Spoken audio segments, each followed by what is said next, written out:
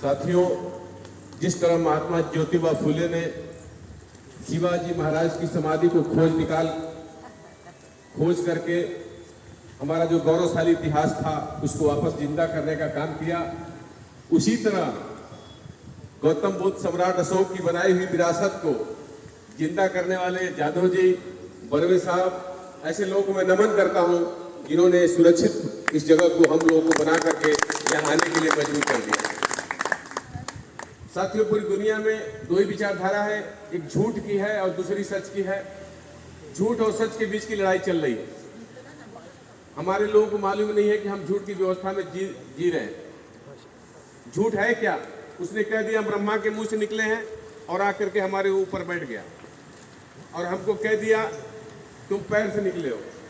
ब्रह्मा के मुंह में 4 बच्चेदानी थी, एक मुंह था, एक छाती था, एक पेट था और एक पैर था।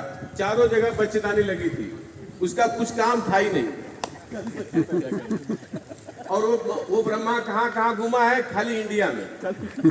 इंडिया के बाहर उसको मना ही था कि इंडिया के बाहर तुमको जाना नहीं है। सारे शूद्र कहाँ पैदा हो गए? इंडिया में। इंडिया में। लेकिन कोई शूद्र कह नहीं रहा कि नहीं हम शूद्र नहीं है।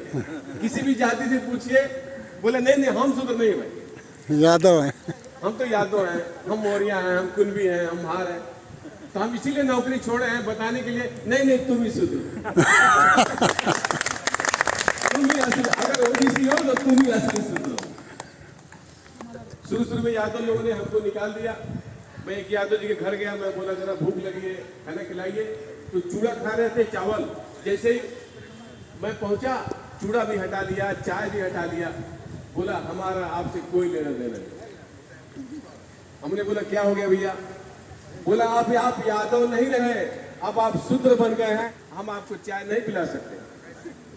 मैंने बोला अखिलेश यादव का अभी कुर्सी का शुद्धिकरण हुआ है तो हम लोग शूद्र ही है ना।